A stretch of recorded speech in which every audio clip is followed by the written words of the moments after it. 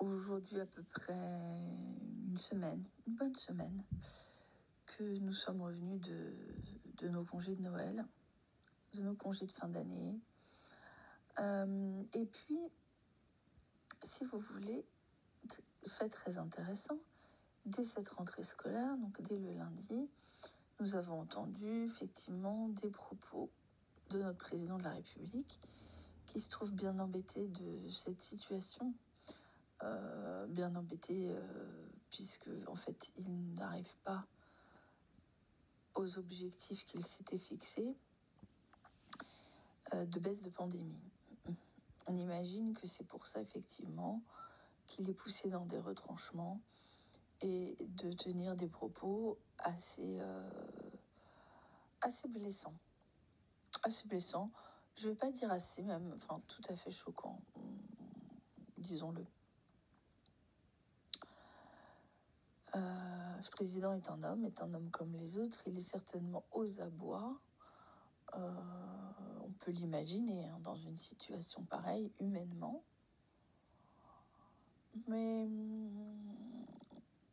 ce n'est pas ces éléments qui doivent nous faire imaginer que tout ça peut être, expliqué ou pardonné. Je suis en fait totalement blessée, soyons honnêtes. Je suis effectivement totalement blessée, choquée par les mots de ce président qui considère que parce que je ne me suis pas fait vacciner, je suis quelqu'un, premièrement, d'irresponsable, par conséquence de quelqu'un qui n'est pas digne de la nationalité ou de la citoyenneté, de la citoyenneté, heureusement pas la nationalité, de la citoyenneté française, et par là-dessus qu'il souhaite emmerder toutes les personnes qui sont dans ce cas-là jusqu'au bout. Alors je voudrais revenir juste sur le jusqu'au bout. Dans le langage familier, on va dire je vais t'emmerder jusqu'au bout, ça veut dire je vais tout faire pour t'emmerder, concrètement. Mais dans quelles circonstances habituellement sont prononcés ces mots? Prenons un peu de recul.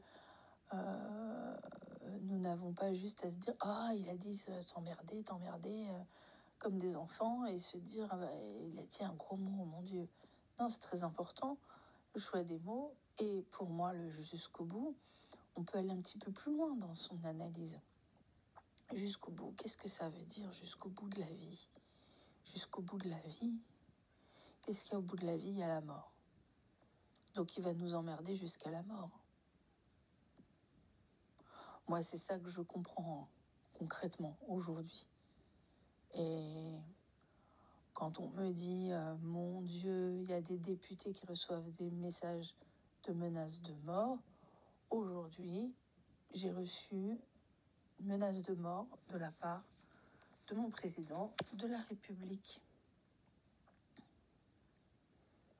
Je laisse un petit temps de pause, je vais même changer de vidéo parce que trop long, c'est pas la peine. Et ces derniers mots me semblent quand même assez importants pour qu'ils résonnent au-delà de la 27 enregistrements. À tout de suite.